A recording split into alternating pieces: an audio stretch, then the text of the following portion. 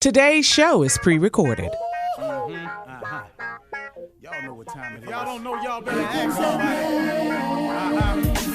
Hat on, suit on, looking like the Dapper Dawn, giving a microphone, dressed like $1,000,000, diamond things in its cuffs. Y'all tell me who could it be but Steve Harvey? Yeah, out there listening to me. Put your hands together for Steve Harvey. Put your hands together.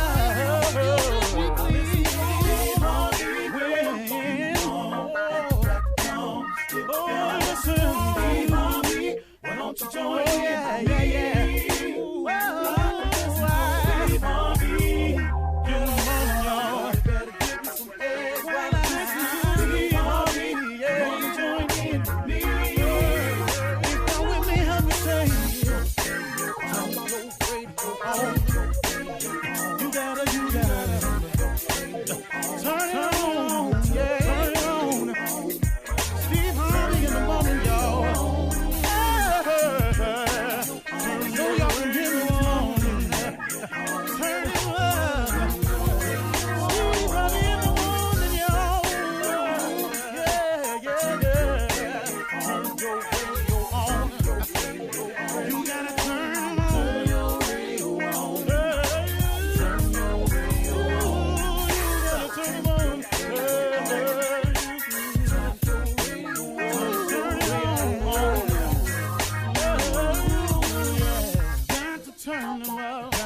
Steve Harvey got to turn them out. Got to turn them out. Harvey turn them on to the morning, y'all.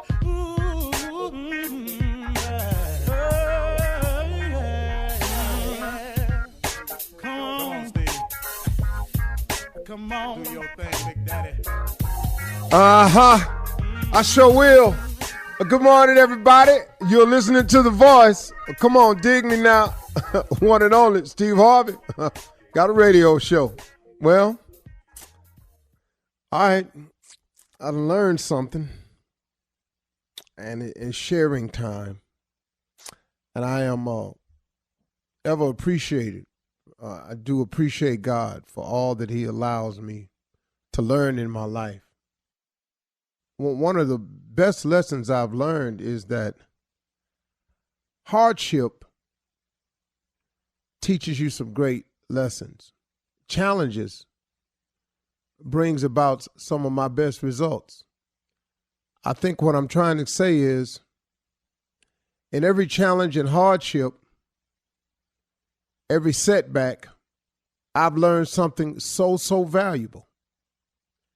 So here's what I've known this, but I've just learned it at a different angle. Appreciation and gratitude is the key to having more. Now, I don't know how that sounds to you, but I can't tell you how true it is. God being fair and just as he really is. He really is. He's a fair and a just God. What's most beneficial to us is he happens to be full of mercy and grace. And I'm telling you something, man. I've probably benefited from his grace and mercy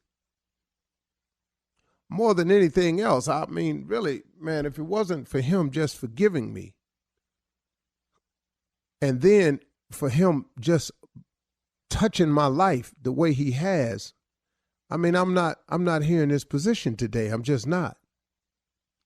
But a funny thing has happened along the way, even to you, if you look at it, is that your genuine appreciation and gratitude has been the key to you having more, for your continued blessings, and for making room for heaven to open up and pour out blessings that you don't have room enough to receive. If you look at it, see, God being a fair and just God, which he is, why would he put more on you than you can bear? If you've noticed everything that's happened in your life, if you're still here, you've made it. You know, forget how rough it was, got that, but you made it. Forget what it sent you through and how it made you feel. you made it. Now, what makes people give up, and you hear about people committing suicide, is they leave the God out of their life. And they start allowing that other voice to control. And if it's really true that God never puts more on you than you can bear, as long as you stay connected to God, you can get through anything. But you lose that connection. You lose that communication. You lose that relationship with him. If you're not having a relationship with God, then who you having a relationship with? Now, it ain't but two forces at work at all time. It's good and evil. It's positive and negative. It's God, it's Satan. Now, this is at work all the time. So if you're not being positive about everything, you leave room for negativity to step in. If you're not trying to be righteous in your way, then you allow evil to step in. If you don't work on your relationship with God, come on now, look who you letting step in. So now, I'm asking you to understand that God never puts more on you than you can bear. Okay, now that we got that clear, that's a fact. Okay, now with that fact in mind, let's go over this right here. Why would God, being as just and merciful as he is, put more on you than you can bear? Example, if God is giving you blessings and all you're doing is complaining about them, you're never showing any appreciation or gratitude about it, why would he give you some more stuff to be ungrateful for? Why would he give you some more stuff to complain about? Why would he give you some more stuff that you would not show any more appreciation for? I mean, this thing is real simple, man, ain't it? If you think about it. So a lot of times, man, when I was going through my positions of not having and wondering and all like here, I ended up checking myself and going, man, I'm not even showing any gratitude or appreciation for the things he has done for me. Start showing some appreciation and gratitude, because it's the key to having more. It's the key to continued blessings. It's the key to the windows of heaven opening up and pouring out a blessing that you won't have room enough to receive. It's the appreciation and gratitude of what you already have. As minimal as it may appear to be right now for you, it is still what you have. But if you've shown no gratitude for the minimal, why would he give you the maximum? I mean, I'm just really just trying to put it real simple so I can keep understanding this thing right here. So let me give you an example in my life. I had gotten so busy at one point that I had began to complain about how busy I was. Now, this is true because I am busy, but it ain't the busy part, because I asked to be busy. You know, I asked God to give me opportunities and to make a way for me. Well, in that, you got to do something and you got to get busy. But I began to complain about the busyness and how busy I was. And I noticed that a couple of things slowed up for me. So I had got to the point where I wasn't showing real gratitude for it. Well, I looked up and a couple of things started slowing down. And then I had to catch myself. And I went, wow, man, you have got to start embracing the fact that you are this busy. Embrace the fact that what all comes along with it, because to whom much is given, much is required. You got to start embracing the requirement part if you want to continue with the giving part. So I changed my attitude. I caught myself and I started thanking him and showing real gratitude for how busy I was instead of complaining about how busy I was. And then guess what? It opened up the windows of heaven and some more blessings got poured out. It just works that way all the time for everybody, for me, for you, for everybody.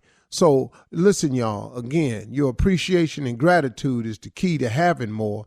Your appreciation and gratitude is the key to continued blessings.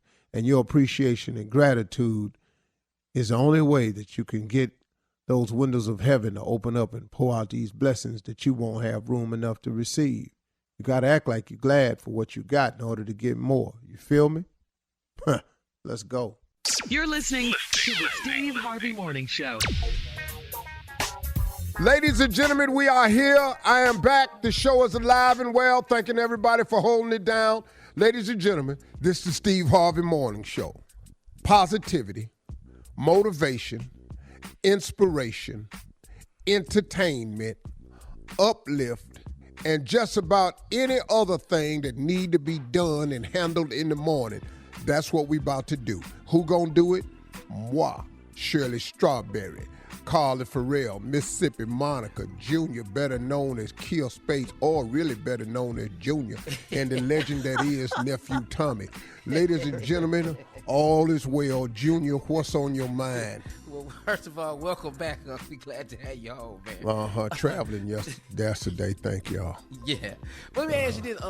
I know this is crazy. You know, I got an aunt who don't do well with technology and all these problems, and it just sounds like you. About what age you think we should be through with technology? Like, what age you think y'all should just not have to deal with it? Well, I don't think it's going to happen that way anymore because you'll be archaic. I can tell you that your trouble with technology begins at 50. For me, technology started giving me trouble right around 49, 50. I was fine right up until smartphone. Burberry, I was good. Flip phones, I was good. Burberry Pages, is a fashion line. You mean Blackberry? That's part of the reason right there. I had very much confused the two and could not understand why is these people that making these shirts and stuff bothering me with this damn device. And that's when it began for me, man. All the invention of the smartphone was when it started, telephone, iPhone, just iPhone turned into smartphone, and that's when the problems began. And I don't think that we're going to be able to get away from technology at this point. No. I made it my mission this year to become a little bit more tech savvy. I want to have a couple announcements to make. I just learned last week. Now, I know how to forward a text to somebody. I just hold the text down, and then I go down to where it says more, and I hit more, and then I hit the arrow and send it who I want to. But I just learned last week how to copy and paste. Oh, no. Look at you. That right there was a fascinating discovery. Copy and paste, game changer. Let me tell you what I did. I took some bank information to put it in my safe on my phone. You know how you have a security to keep all your passcodes and everything. And I can't remember all them passcodes. So I took some very important document, copied and pasted, and put it in my safe and put it in there. And then my Face ID quit working because it don't work out the country sometimes. And I don't know the code that opened up the damn safe. So now I done locked it in there and I can't open it. So I got some real problems going on right now. All right. Coming up at 32 minutes after the hour, we're going to start the show off with the nephew and run that prank back right after this. You're listening to the Steve Harvey Morning Show. It is time now to start your morning off with the nephew and run that prank back. What you got for us, Nev? Wet robe. Wet robes. Cat dog, if you would. Hello? Hello, I'm trying to reach Miss Sister Tanya. Sister Tanya. This she. Who's this? Hi, Sister Tanya. This is Brian. I'm representing the youth, and of course, we're already having the fundraiser on Saturday, and I would like to know: are you going to be available to come out on Saturday? Because we got pretty much most of the choir. You're in the choir, correct? Yeah. I never heard of anything about anything on Saturday though. Well, we got most of the choir members coming out on Saturday. And we'd like to know if you're going to be available on Saturday to come out and participate in the fundraiser for the children that's going on their vacation next year. Oh, you said all the other choir members? I never heard anything from the other. Yeah, all of the choir members. We probably have about 95% of the choir members coming out. Yeah, I'm free on Saturday. Okay, now we're doing from 5 to 7 on Saturday. So are you available 5 p.m. to 7 p.m.? It's only 2 hours. Yeah, what you say your name was? Brian, I'm sorry. They call me Brian. They call me B.A. I'm sorry. Oh, okay.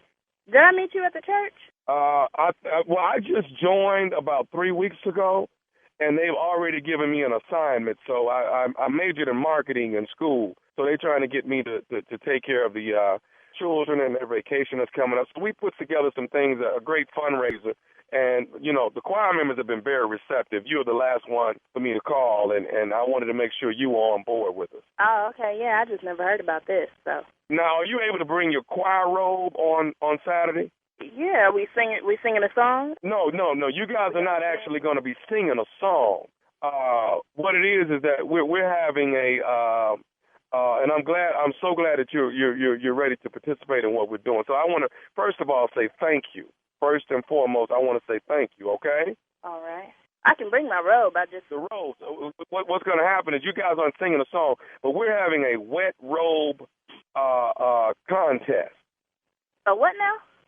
A wet robe contest. You talking about like a wet T-shirt contest type of thing? Well, it's not a T-shirt. It's a robe. So you don't have a T-shirt on. What we need you to do is we need you to come. No, not in the church. You talking about the whole choir that they're gonna do a wet robe contest? You said a wet robe contest? I heard of a wet T-shirt contest. That's not the same thing though, right? Well, no, it's a little bit different. What it is, you don't have a T-shirt on. You actually have your choir robe on. And you don't have anything underneath it. You don't wear any clothes underneath it. What we do is we're going to wet all of the ladies. Listen to me. We're going to wet all of the ladies down, and the sexiest one that's wet with their robe on is going to win $500, and half of the money is going to go to the children's vacation. Hello? You talking about a wet T-shirt contest in the church? No, I'm talking about a wet robe contest at the church. Oh no, I'm not finna get in there and be naked under a robe. It's gonna be out. It's gonna be out. You talking about being naked under a robe? We need you to be completely naked under your robe, and we're gonna wet everybody down with a water hose. And the finest one is going to be able to win $500, and $250 of that, half of that money is gonna go to the children's vacation. Hold on. What did you say your name was again? My name is Brian. No way, after 3 weeks, that they gonna put you in charge of something. I don't understand why there's a problem with you trying to pitch in and help out the children. Because I don't even know who you are. I don't know who gave you my number. They're trying to create. They're trying to accomplish something, and you don't want to help the kids. I want to help the kids, but I'm not going to get up there in no choir robe. I'm doing my best right now not to cuss you out because I'm a woman of God. So you too good to be naked under your robe. Is that what you're saying? You too good to be naked? Look, I don't have to explain myself, but I'm not going to be naked up in no church. You can't do that for the kids. I know you're not about to tell me what I can and cannot do for no kids. Now, I don't know who gave you my number, but I think you need to figure out who else to call for this, because I'm not going to be a part of this. We called all the other choir members, and they don't have a problem with it. You're the only one that's got a problem. All the choir members. What are their names? What other choir members did you call that would have said that they would have done something nasty? We called Sister Bridget in the choir. Sister Bridget didn't have a problem with it. Ain't no Sister Bridget in the choir. Look. I don't know who you think you're talking to, but I think you need to get off this phone. Do you know Sister DeVita in the choir? Hello? Yes. Do you know Sister DeVita in the choir? Yes, I know Sister DeVita. Okay. So if Sister DeVita said that Sister Bridget and Sister Rachel didn't have a problem doing it, why do you have a problem doing it? I'm not about to be naked in a church for kids. You're not getting naked in the church. You're going to be in the back part of the church, and we're going to spray you down with a water hose on your robe. I'm not going to be up there. This is disgusting. Well, Tommy said you would do it. Tommy said you didn't have no problem doing it. Who the hell is Tommy? We don't even have a Tommy at the church. You keep making up all these names. Tommy is nephew Tommy from the Steve Harvey Morning Show. That's who Tommy is. Hello? Oh, my God. That's not real? It's not real, baby. Nobody was calling you about doing a wet robe cut. You all right? Woo. I was finna go off on you. You was already going off on me. Vita got me to prank phone call you. Oh, my God. I'm going to get her. Ooh, I was holding my tongue. What you saying? You was about to cuss? I was about to cuss you out, right out. Hey, baby, I got to ask you. You got to tell me, what's the baddest, and I mean the baddest, radio show in the land? Steve Harvey Morning Show. Nothing like a wet robe. I don't know what that is. Right. It's a wet No one knows. robe. Yeah. Wet robe. Alouette, Right there. Right there. All right. Thank you, nephew. Coming up next, it is Ask the C.L.O. Chief Love Officer Steve Harvey back in the building and ready for your love questions right after this. You're listening to the Steve Harvey Morning Show.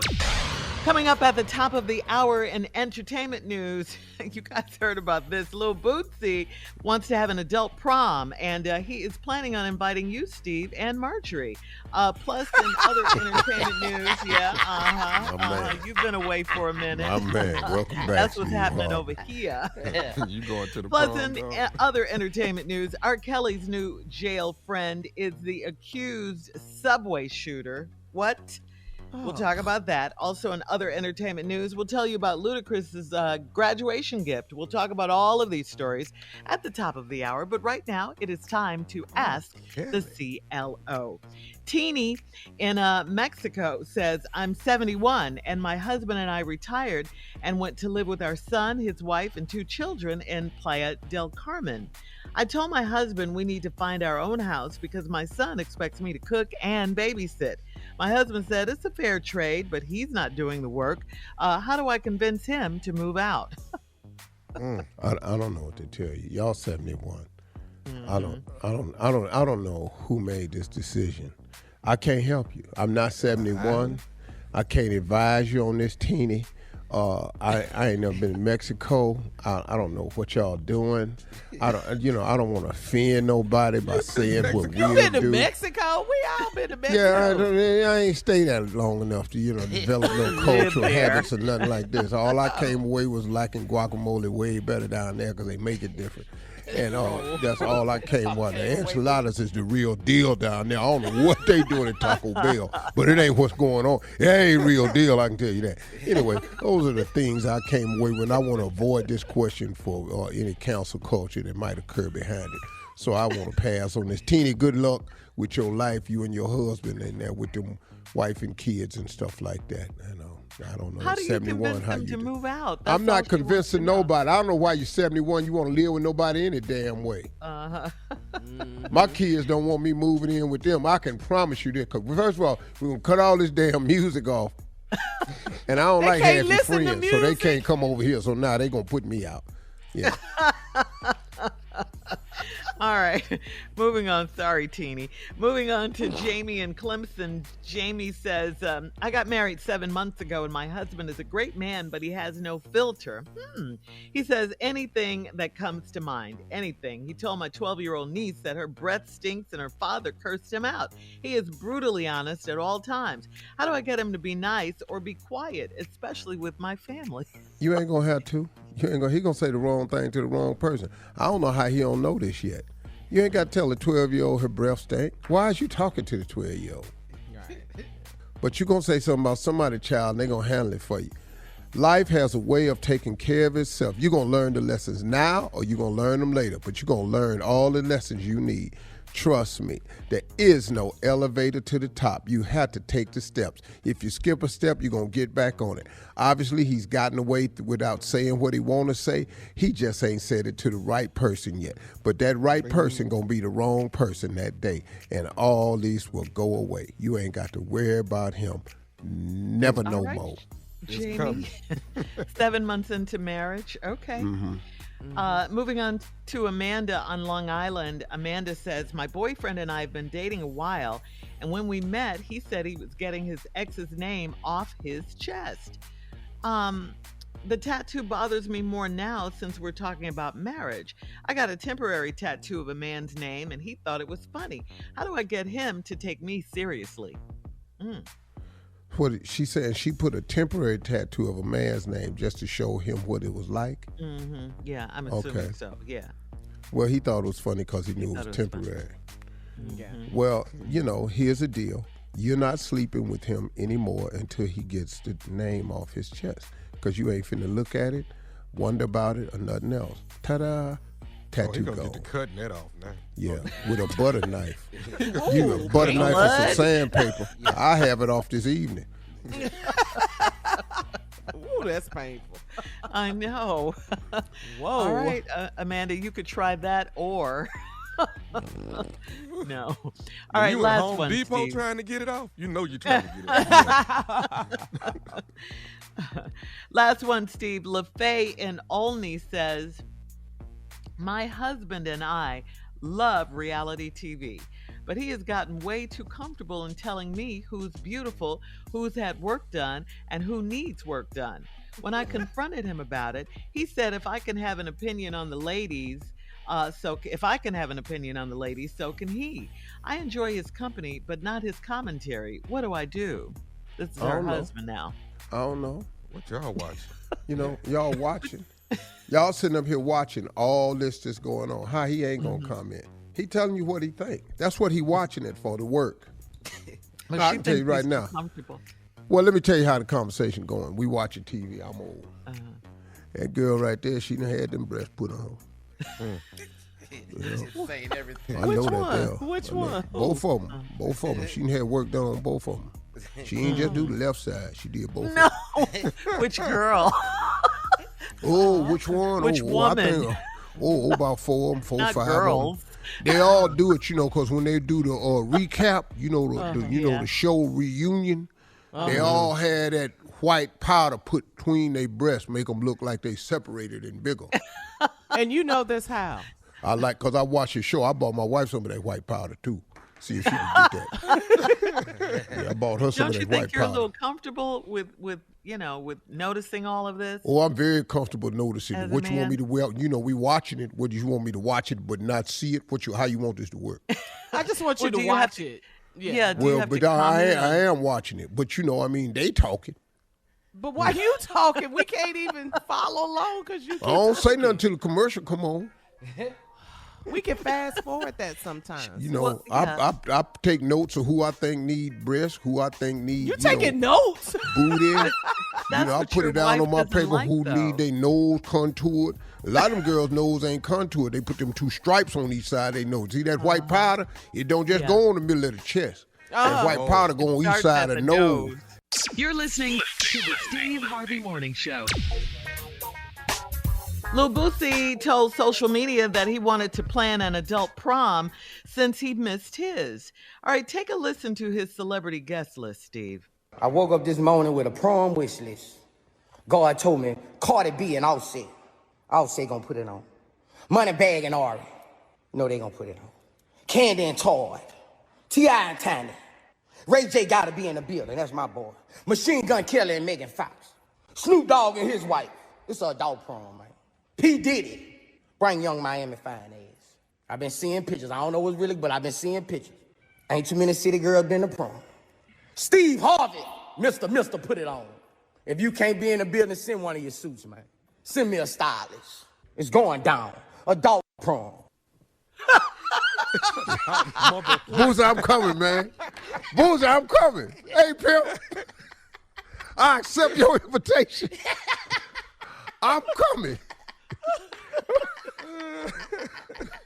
Mr. Put it on, put it on.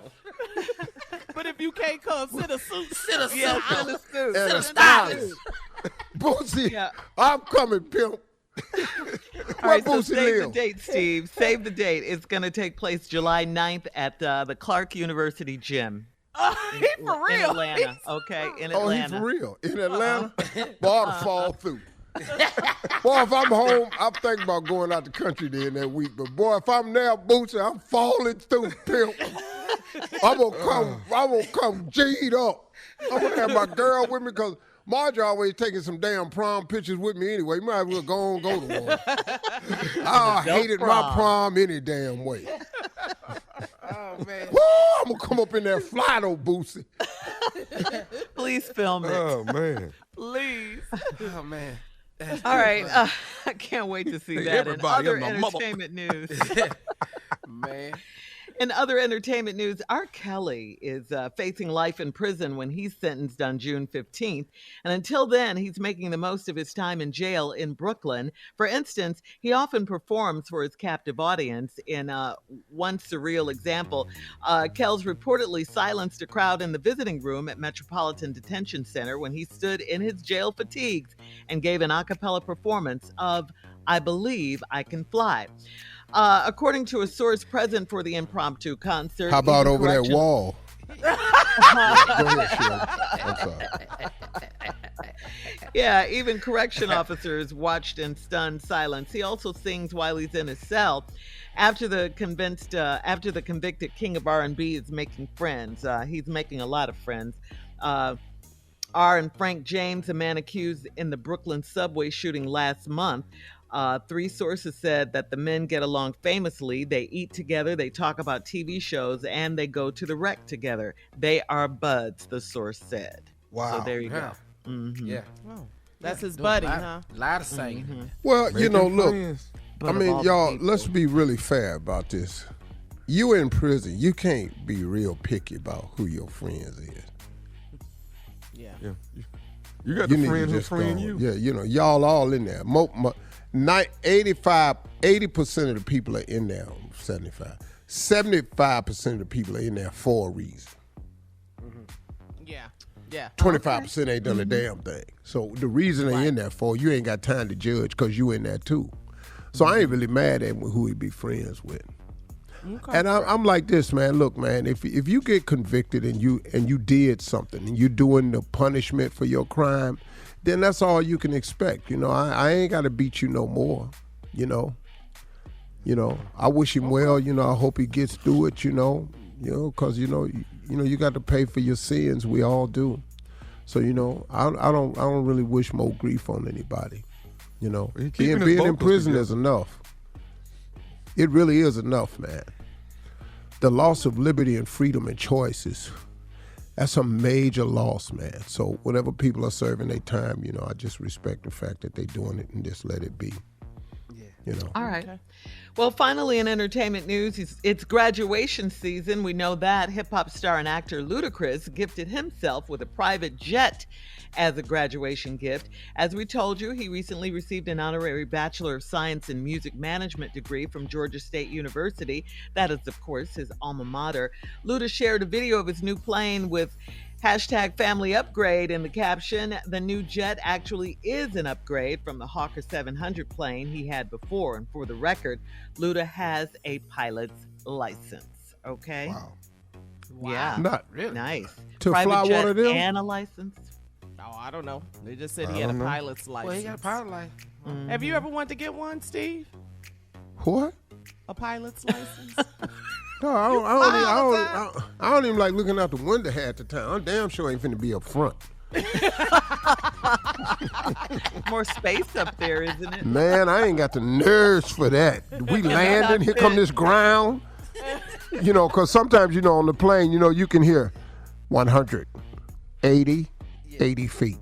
The altitude. 50 feet, 30 feet, 20 feet. You can hear it. Yeah. I be going, okay. I don't want to be up here with this little stick in my hand. This ain't working. I be pulling up too soon, trying to land too soft. Coming up in 20 minutes after the hour, what article of clothing or footwear are you willing to spend the most money on? Well, we'll talk about it right after this. You're listening to the Steve Harvey Morning Show. What article of clothing or footwear are you willing to spend the most money on is the question. Well, in trending fashion news, the Balenciaga brand is selling a pair of torn up, messed up, high top sneakers. Forget this price. $1,800. No. $1,850 to be exact. Completely destroyed, these shoes are. I mean, they look crazy. All right, Steve, have you seen these shoes, guys? Yeah, and sneakers? I saw. Yes, they look crazy. What make they think dirty somebody and gonna buy nasty that? Dog. They ain't gonna be able to keep them shoes. Right. People are going to buy them for sure. They gonna buy that? Tommy, they're not gonna be able to keep them. Huh? People People really gonna buy spend. for the conversation. Boy, do you know what these people are into? Look at me, see me, ask me, look at me, watch me. We in that world for right that, here. dog? Boy, let me tell you something. You ain't gonna be able to keep them. They gonna sell out, man. They gonna be collector's items. When they did the story, they had already, this one guy had already bought them, and he was walking on them. He said, yeah, I like them. They're cool. Once I have them on, everybody's going to buy them. He's some sort of fashion guru. But they look crazy. So, Steve, the question to you is there an article of clothing or footwear that is no budget as far as you're concerned because you love them so much? Well, I mean, it's a limit to everything as far as I'm concerned. But I will spend. What's the most you've spent on a suit, Tommy? $3,000. You know, Suit being made. Expensive. yeah. Custom made.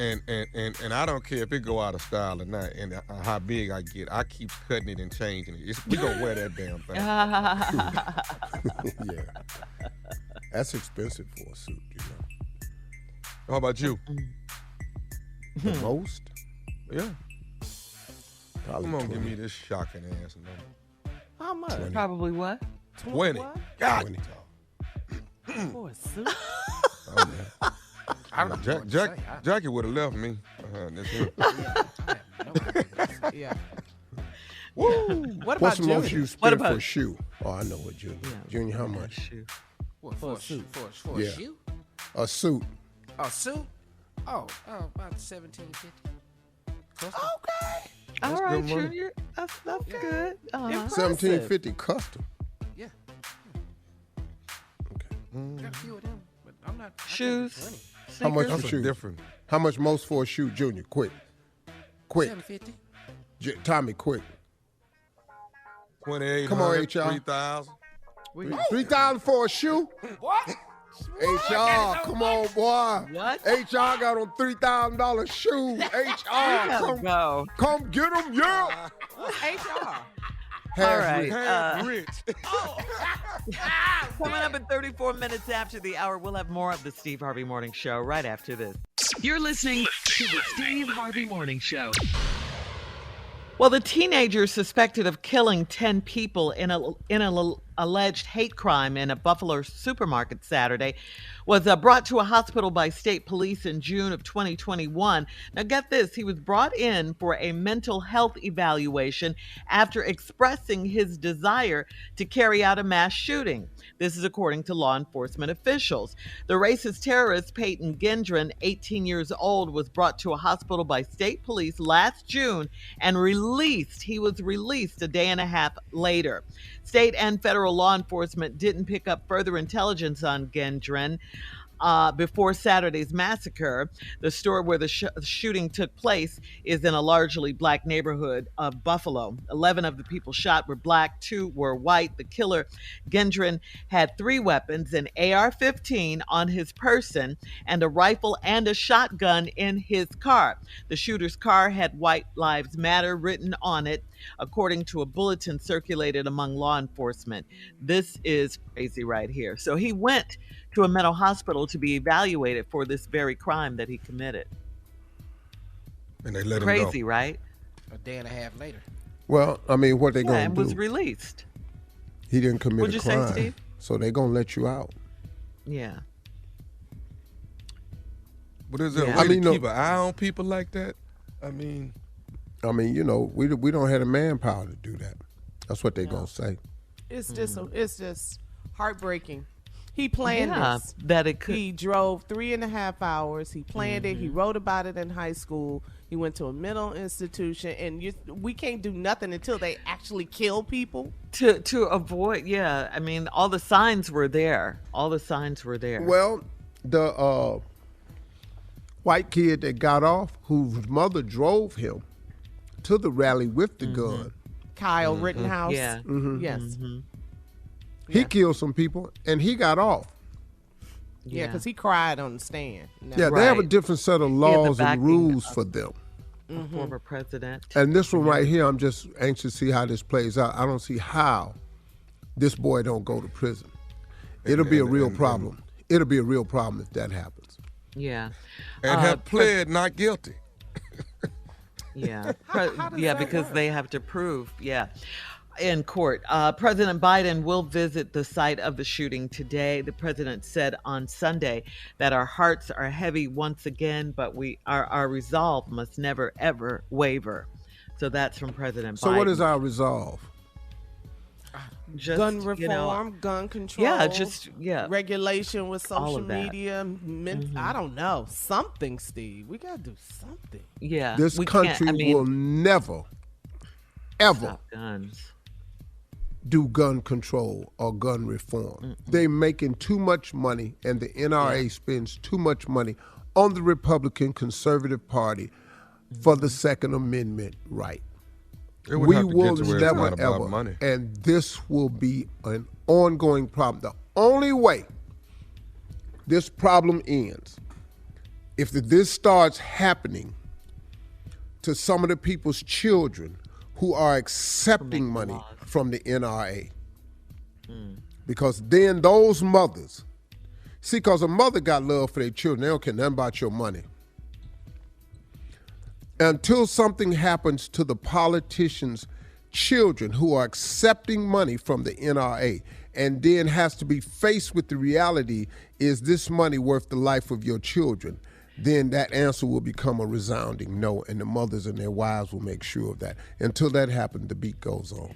Because, Steve, up until now, the answer has just been more guns. If I had had a gun, then I could have stopped some of all this. If I had had a gun myself, that's usually the answer. More guns, Yeah, which is unfortunate, yeah. I'm sick. I don't see this country ever reversing that stance. No. So. Because you see what's It happening. keeps happening, More guns. yeah. More guns.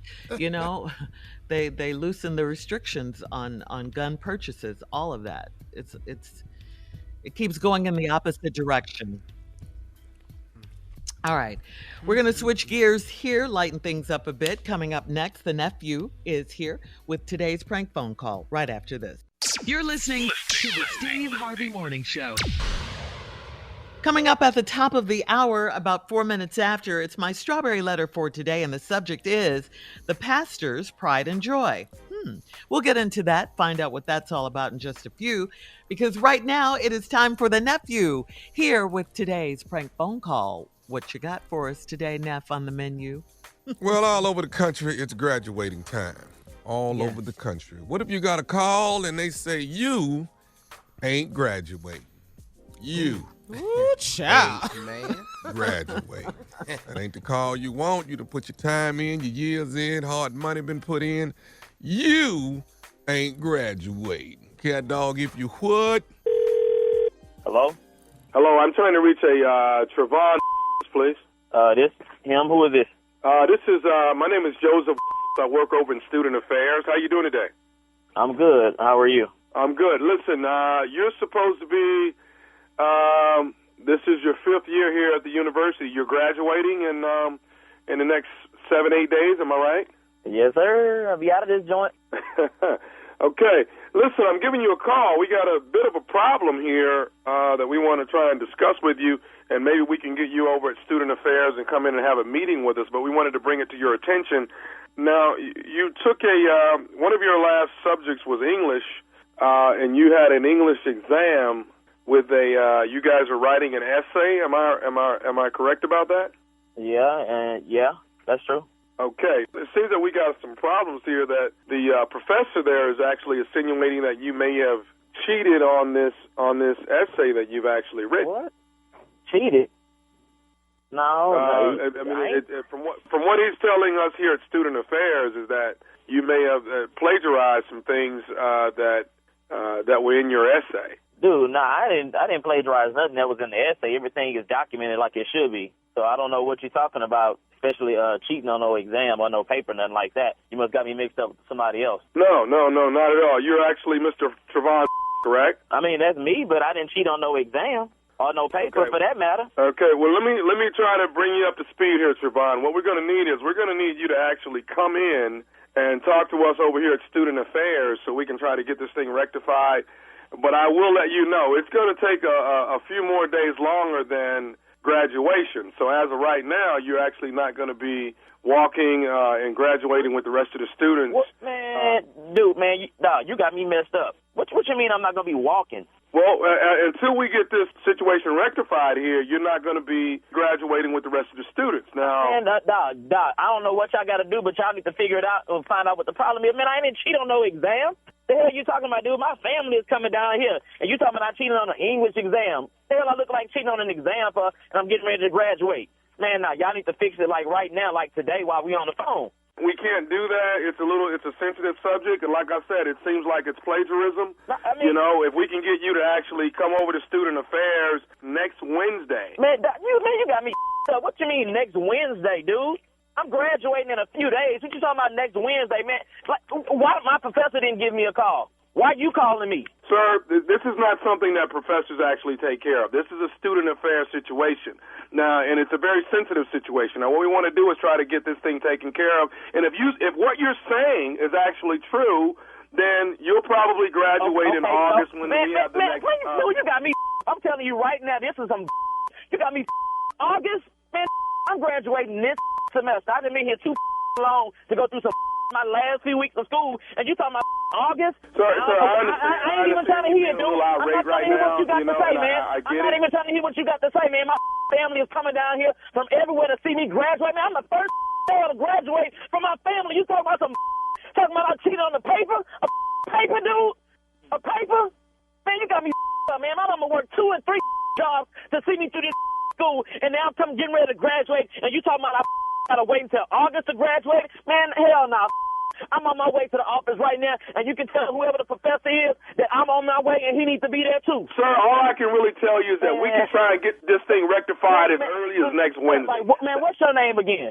And where's your office? I'm at Student Affairs. I'm Joseph. Okay. So I'm about to get in my car right now, and I'm about to come over there, and we're gonna handle this today. And how you singling me out? Cheating on the exam or paper, man? What is that? Sir, all they're saying is the professor's saying that there's a possibility of plagiarism here. Man, are you kidding me, dude? I've been here 5 years. I'm the first male to graduate from college, man. My grandma is 82 years old, and she coming here to see me graduate. And you telling me some about cheating on the paper, and I gotta wait till August to graduate? Man, that man, you tell that professor to come to your office right now, because I'm already in my car on my way to come to your office, and we gonna handle this today. That man, you got me. Sir, I don't have any more room on my schedule to actually pull anybody in today. You gonna call me with some like this? Talking about you ain't got room on your schedule? Man, hell no.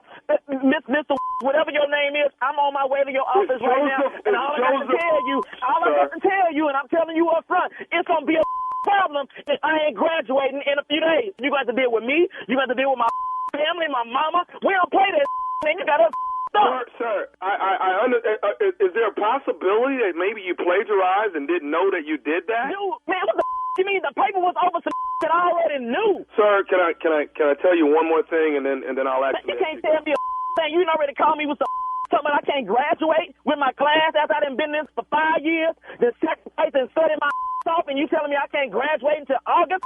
You ain't got to tell me. I do have one more thing I need to tell you, and then I'll let you be on your way, okay? Man, go ahead. Can I tell you what I want to tell you? Dude, go ahead. I'm telling you. This is Nephew Tommy from the Steve Harvey Morning Show. You just got prank phone called by your best friend, Brian. What? Hello? Man, dude, somebody gonna playing jokes like that, dude. Man, do you know how hard I worked in school to get out this 5 years? 5 years. Man, I'm telling you. Man, you are the first black male in your family to graduate from college. You're doing it big, boy. Man, I know, man. It's been a journey, bro. I can tell you it's been a journey, man. I got one more thing to ask you, baby. What is the baddest, and I mean the baddest, radio show in the land? Man, it's that Steve Harvey Morning Show.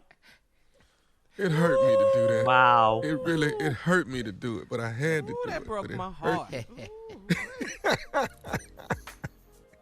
When you bring someone to their tears, when you feel that emotion as a prankster, Oh, that just, you don't know what that does. It's so, woo. There's something Oh, wrong. that felt good. That felt so good. Did you feel the passion in his voice? His grandmama coming, she ate it something. Just, ooh, just to Not only to prank did I you. feel it, I was there. I didn't graduate till August from college. I messed up. I felt his pain. Oh man, I love how stupid I am, man. I love it. It is a gift. Get it, praise and worship. You I love can't being change it. stupid, huh? July. Yeah, he already know. July 1st, Columbia, South Carolina. I'm gonna be stupid at the Koga Performing Arts Center. Nephew Tommy, get your 4th of July weekend jumping off with a laugh. That's July 1st, Friday night at the Koga Performing Arts Center. You want to see stupid in rare form? Come watch your boy. I got it for you. Oh my God, I'm good at what I do. I'm just. Whew. There you go. Praise Good at what I do. What is this? What is this segment of the show called again? I forgot. Praise and worship. This is Yeah. prank. This is prank praise worship. Praise and worship. Oh, Father God. There might All be a right. prank today. Listen, we're moving on if we can. Coming up next, it is the Strawberry Letter. The subject is the pastor's pride and joy. We'll get into it right after this. You're listening to the Steve Harvey Morning Show. Attention, it is time to register to vote in Nevada and New Jersey. Your deadline to register to vote is today, May 17th, if you want to vote in the upcoming primary elections. Pennsylvania voters, your primary election is today, so get out and vote. Please go to whenweallvote.org, okay? Whenweallvote.org. Let's do our jobs. All right? Let's go. Let's vote. Time now for today's Strawberry Letter. And if you need advice on relationships, dating, work, sex, parenting, and more, please submit your letter to steveharveyfm.com and click Submit Strawberry Letter. We could be reading your letter live on the air, just like we're going to read this one right here, right now. It is the Strawberry Letter. It could be yours. You never know. Buckle up and hold on tight. We got it for you. Here it is. Strawberry Letter. Subject, the pastor's pride and joy. Dear Steve and Shirley, I'm a 37-year-old single woman and I was engaged but recently ended the relationship with my fiance. Since then, he's tried to get me back, but I can't get past what happened with his secretary. My ex-fiance is a pastor and he is running the church right now because his father has been ill for a while. He's a great pastor and the congregation has grown since he's been in the pulpit. All of the single women in church, young and old, would give me the side eye when they found out I was his fiance. I dealt with all of that. What I couldn't deal with is his attraction to his secretary.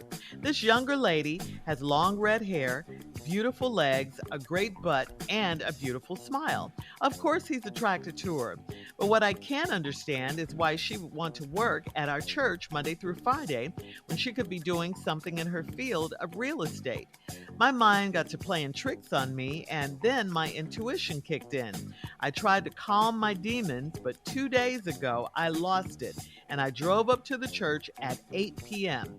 My fiance was in his office, and little Miss Secretary was in the bathroom adjacent to his office. He seemed surprised to see me, and he said he had just come by the church to lock up and make sure Miss Secretary got to her car safely. When she came out of the bathroom, her blouse was unbuttoned, so she quickly darted back into the bathroom. I pushed past him and ran and banged on the bathroom door. He yelled at me and said I was out of line and I was scaring her. He said she is the pride and joy of the church because she works for free and they need her. I told this old fool nothing in life is free, and I dumped him. Are they fooling around? How can he be so naive? Well, a true statement. Nothing in life is free, and both of them seem to be paying for this in some way. And yes, they are fooling around, okay? You already know this because she came out of the bathroom with her blouse open and ran when she saw you, all right? That had fooling around all over it. You really pay attention. Anyway. Go Yeah. I'm sorry. My bad. That her coming out of the bathroom with her blouse all open and everything. Come on now. That just had fooling around all over it. And you saw this with your own eyes. You ask, how can he be so naive? Well, how can you question what you know is right? He's not naive. He saw how cute she is, just like you and everyone else did.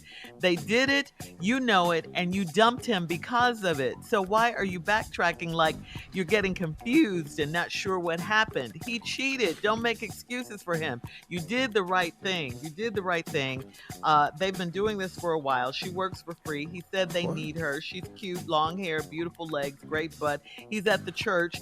You suspected something. You drove in there. You saw it, all right? Just move on now. Just move on. You already dumped him. Steve? Completely 100% disagree with everything Shirley has said. This is a shame. This is why churches is falling apart today, because members have the mindset of Shirley Strawberry, always running too far with the information. Let's go over this letter as she wrote it, the so-called victim quotations.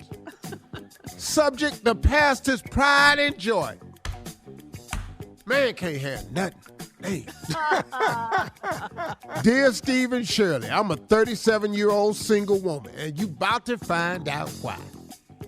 And I was engaged, but recently ended the relationship with my fiance. Since then, he's tried to get me back, but I can't get past what happened with his secretary. So now here's the situation, y'all. My ex-fiance is a pastor, and he's running the church right now because his father been ill for a while. He's a great pastor, and the congregation has grown since he has been in the pulpit, thus proving that he's a great pastor. Then here comes the color commentary. All of the single women in the church, young and old, would give me the side eye when they found out I was his fiance. Right there. You got the apple of everybody's eye. So now they giving you the side eye. I dealt with all that. What I couldn't deal with was his attention to his secretary. Now listen to this description. The younger lady has long red hair, beautiful legs, a great butt, and a beautiful smile. Then she says, of course he's attracted to her. Yes! Yes! Why are you yelling? I'm attracted to her, what you just said. She has long red hair. Rapunzel. Rapunzel is walking around at the church. What? The lady in the castle with the hair hanging out the window with the moat round it. That's who walking around the church with beautiful legs, a great butt, and a pretty smile. Hold that Man, thought, new Steve. edition, they'll be able to vote. Never trust a big butt and a smile. Why not? Well, that's part two of Steve's response coming up at 23 minutes after the hour. The pastor's pride and joy is today's Strawberry Letter subject. We'll get back into it right after this. You're listening to the Steve Harvey Morning Show. All right, come on, Steve. Let's recap today's Strawberry Letter. The subject is the pastor's pride and joy. Right there, the pastor's pride and joy. Like I said earlier, man can't have nothing. He can't be prideful or joyful about nothing. Here comes somebody always want man to be miserable and unhappy. But the moment a man get pride and joy, here comes you need to be you need to be despondent and sad. Oh, skip your pride and joy. Let me ruin it for you. You a 37-year-old single woman. We finding out why, because you ended the relationship with your fiance. And he been trying to get you back, but you can't get past what you say happened with his secretary. Now, your ex-fiance happens to be the pastor of the church, took over his father because his father wasn't doing well. The congregation has grown because he's a really, really good pastor. And then all the single women in the church, young and old, have given you the side eye when they found out I was his fiance. I dealt with all that. Now, she said what I couldn't deal with is his attraction to his secretary. This younger lady has long red hair, beautiful legs, a great butt, and a beautiful smile. Boy, you said. She said, of course, he's attracted to her. Never trust a big butt and a smile. Yeah. Back then Why you said it too. not? Come on, Bill and DeVoe. Poison, poison, poison, poison. Poison if you a boy. A blessing if you a man. Joy. Yeah, let's move on.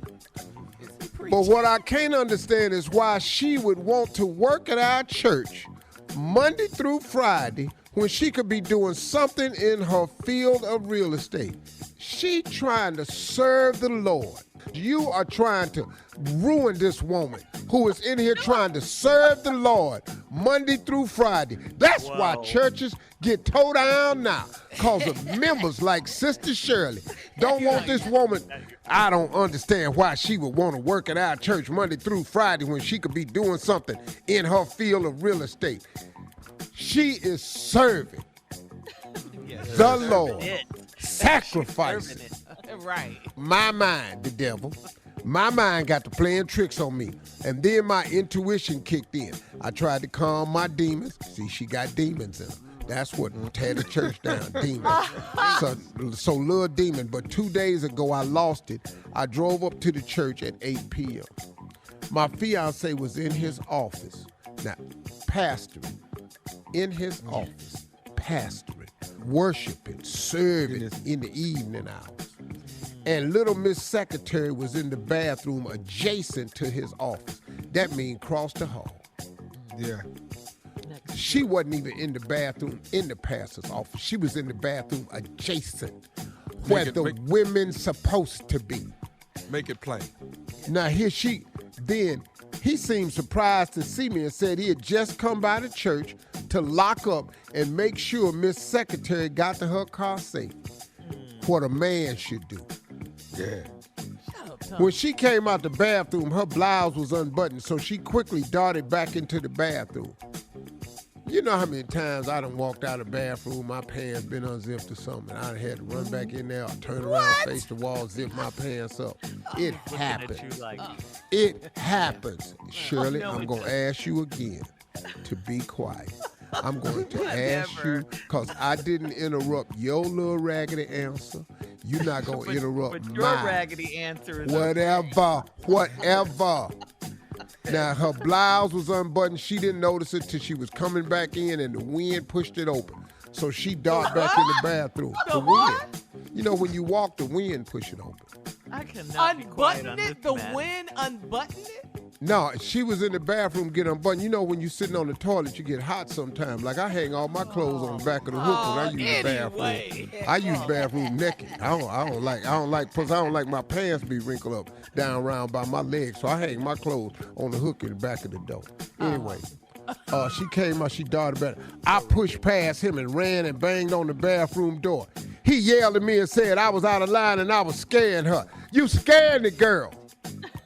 Worried about being scared. She was in there using the bathroom, and now you want to tear the damn door down after church.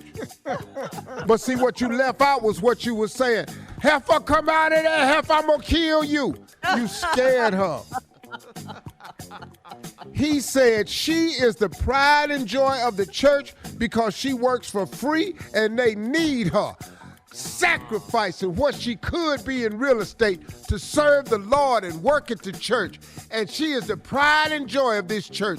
And you members are not going to tear her down and make her feel unwanted. I told this old fool nothing in life is free. It is some things in life that's free. There's a whole lot of stuff that's free. Government cheese was free. Powdered eggs was free. Stamps was free. Yeah. I dumped him. Are they fooling around? How can he be so naive? How is he naive? He ain't done nothing naive. Leave him and her alone and let them worship and serve. Yeah. Your comment on Preach, today's boy. Strawberry Letter. You welcome. At Steve Harvey FM on Thank you, Instagram and fellas. Facebook. Check out the Strawberry Letter podcast on demand. She Coming can't up in help 46 how she minutes after the hour, it's Sports Talk. It's long Junior red right hair, after this. great butt, long as hair. She can't help that. You're listening to the Steve Harvey Morning Show. All right, it is time now for Junior and Sports Talk. What you got, Junior? All right, Unc, welcome back stateside. Unc, have you seen anything going on in sports when you was over there? Did you see? You catch any of the games? No. No, They don't. okay. They don't have basketball over there, Junior. Catch him up, dog. Well, let's catch you up, Unc. No, I don't know nothing, Junior. What? Yeah. He done went from knowing it all to nothing. the Mavs and the Suns, man. The Mavs beat the Suns 123-90, so they're gonna be in the Western Conference Finals to face Golden State. And then you got Boston and Miami in the Eastern Conference Finals. Unc, you got any picks? You want to see how this is gonna go? Well, I just want to remind Tommy that he said that series would be a sweep. I did. And he did. It wasn't. And I predicted that the Suns would sweep Dallas.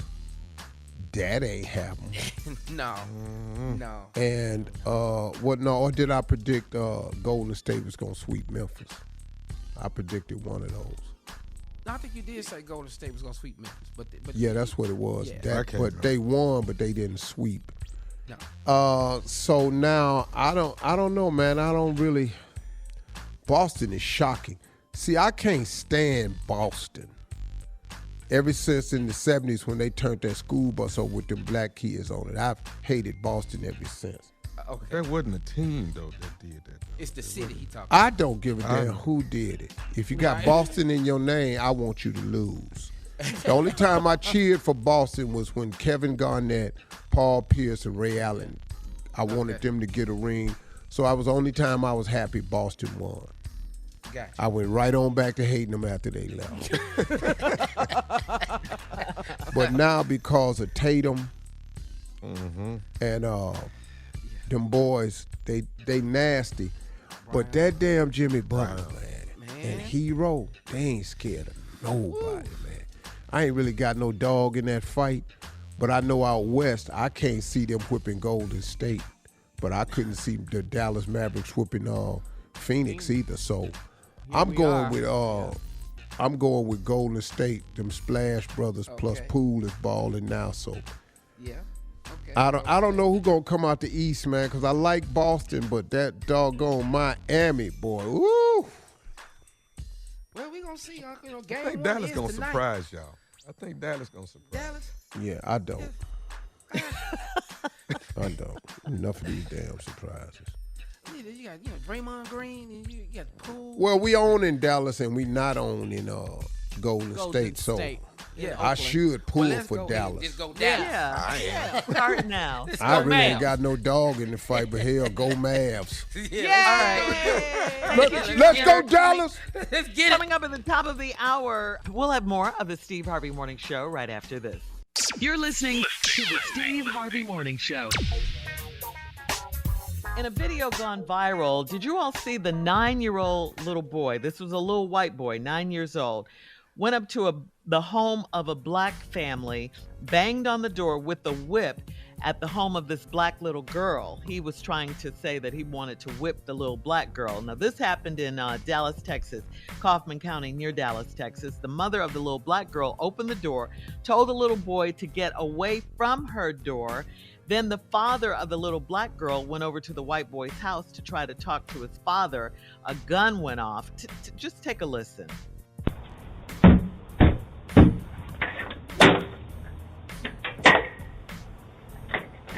Little boy, you better get your ass from off my porch beating on my door like this. I will call the police. You need to leave. Don't you ever beat on my door like that. Go. Okay. All we want to do is just talk to you civil. That's the problem. You and your kids want to play. Your son came over Y'all are so violent. Your son came over here. Baby, please, Your no. son came over here with a whip. Bring his ass over here again. Please. Happen.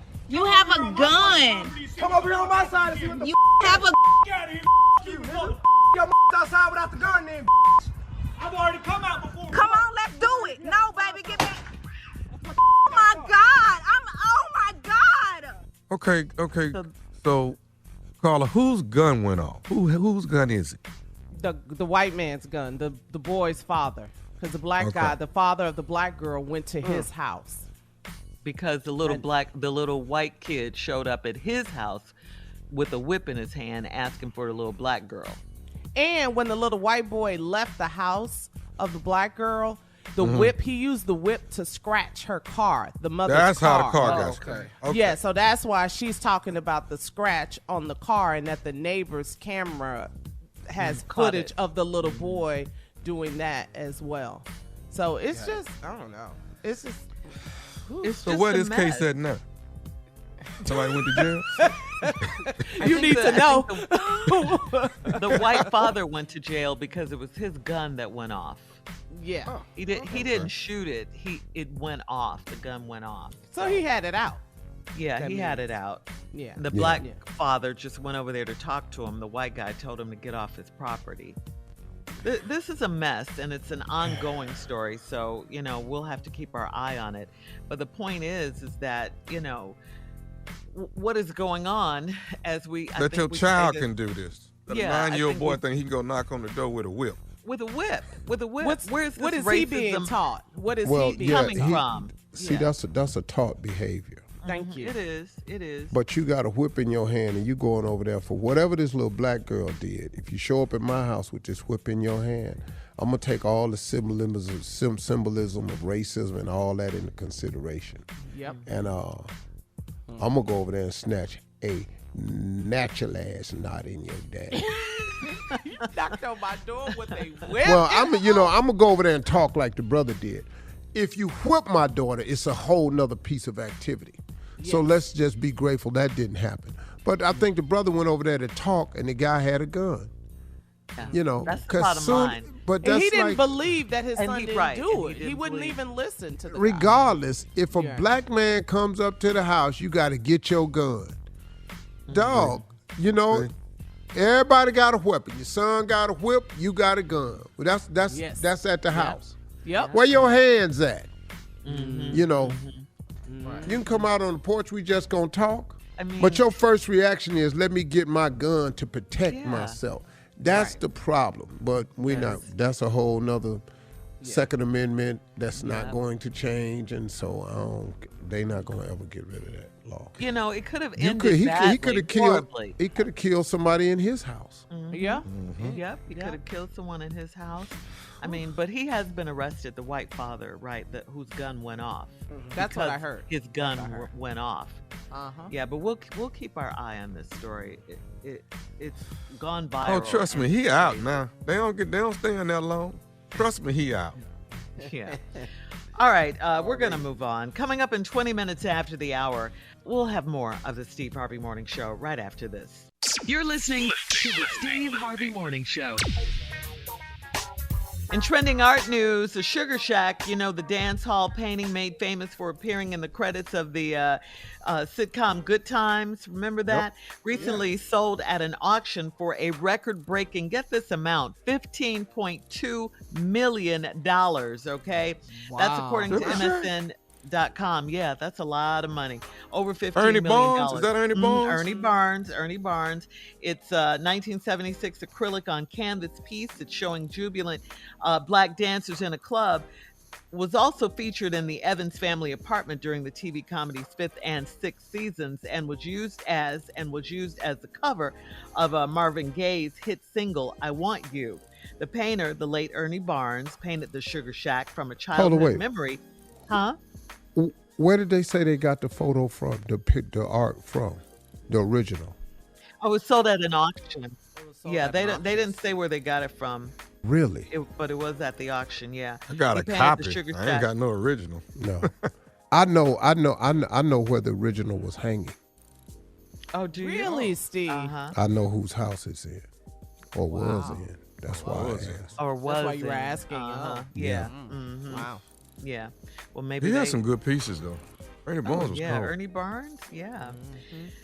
Yeah, but anyway, Ernie Barnes painted it from memory, the Sugar Shack, from a childhood memory, sneaking into the Durham Armory, a North Carolina venue that hosted segregated dances back in the day. All right, coming up at 33 minutes after the hour, we'll play another round of Would You Rather right after this. You're listening to the Steve Harvey Morning Show. All right, guys, it is time for another round of Would You Rather. Would you rather be criticized or would you rather be ignored? Hell, I'm both of them. Yeah. Yes. and the most famous one is on this show. He get both. Get criticized and ignored. Oh, hell, what? Aw, that baby. How long you been ignoring me, Steve? How many years you been ignoring me? Probably since birth. Birth? Dang, he didn't even think about that answer. Yeah, came right out. Just rolled off his tongue. Right, yeah. And your birthday's tomorrow, Tommy. When's your birthday? Yeah. 18th. He been ignoring you a lot. Don't ignore him. Ignored that too. He will not be ignored on his birthday, Steve. He will not. Well, you get that birthday on the radio, and that's about it. You know, he, ain't got nothing on that, you know.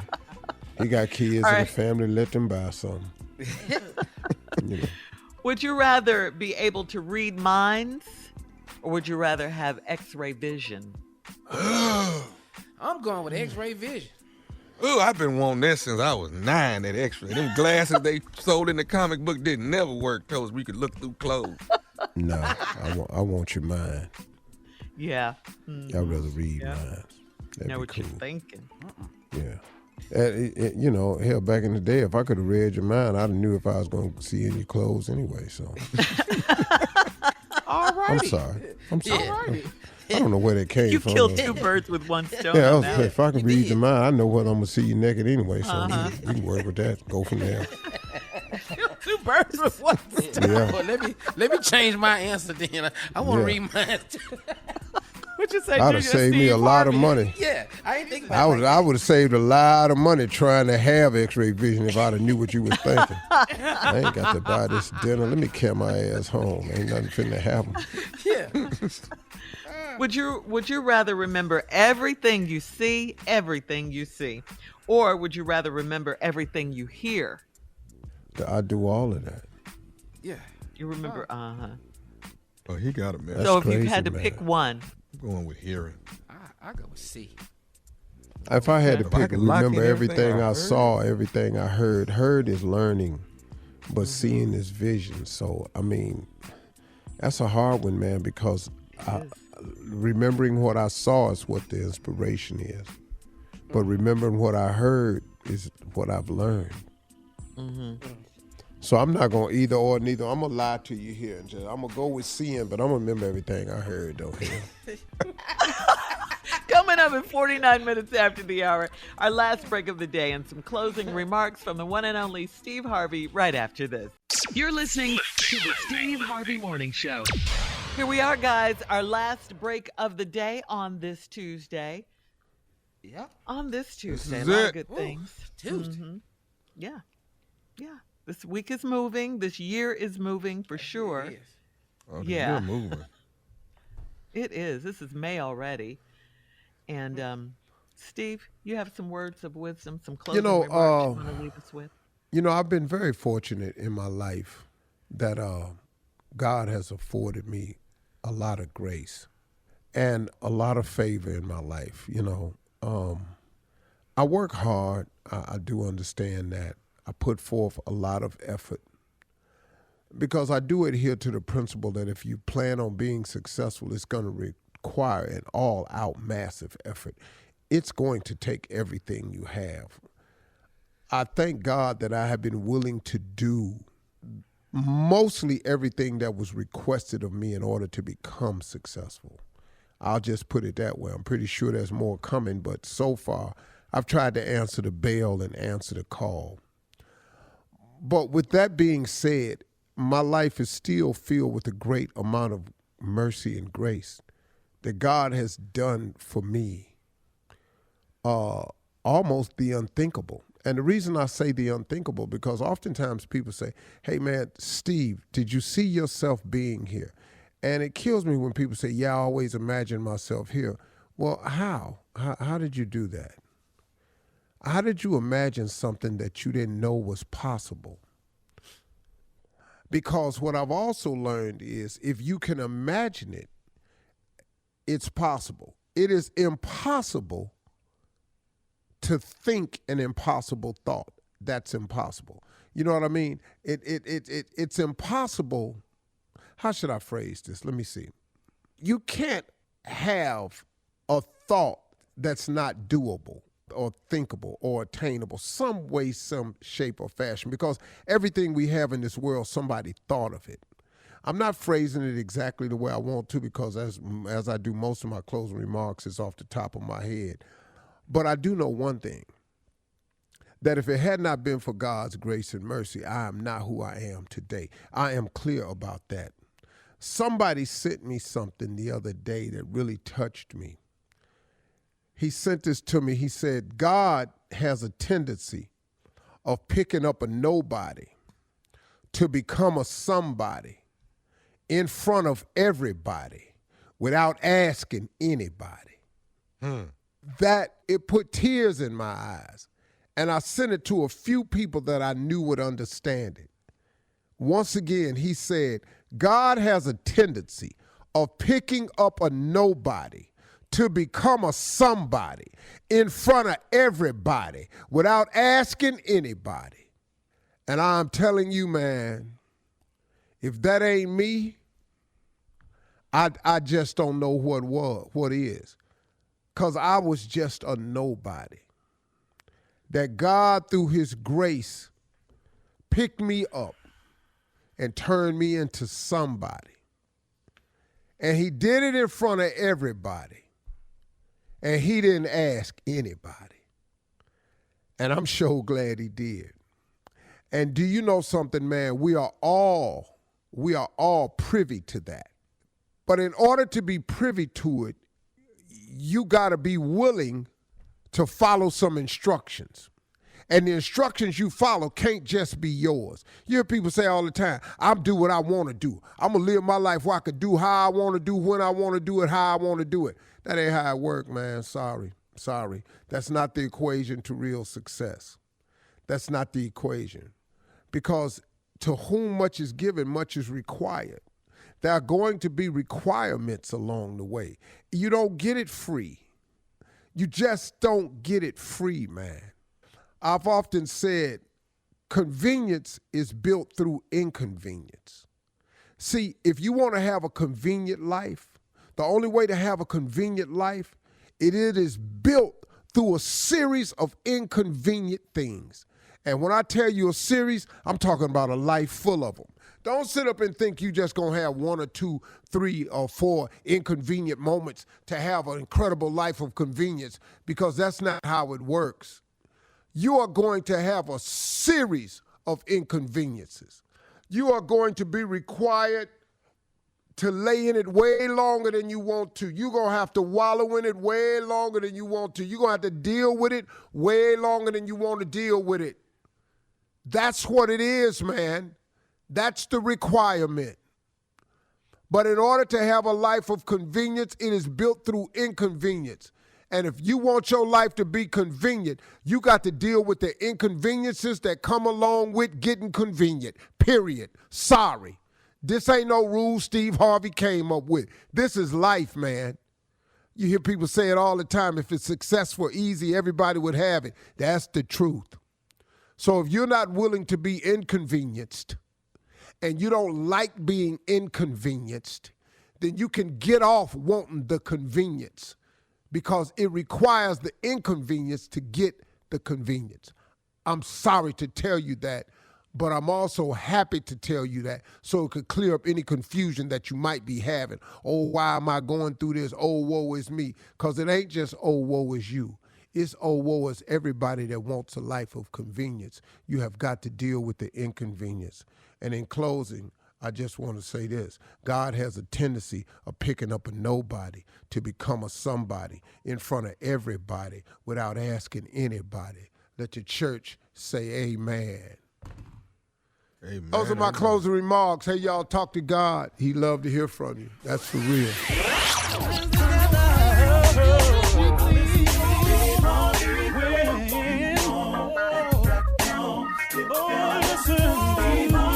For all Steve Harvey contests, no purchase necessary, void where prohibited. Participants must be legal U.S. residents at least 18 years old unless otherwise stated. For complete contest rules, visit SteveHarveyFM.com. You're listening to the Steve Harvey Morning Show.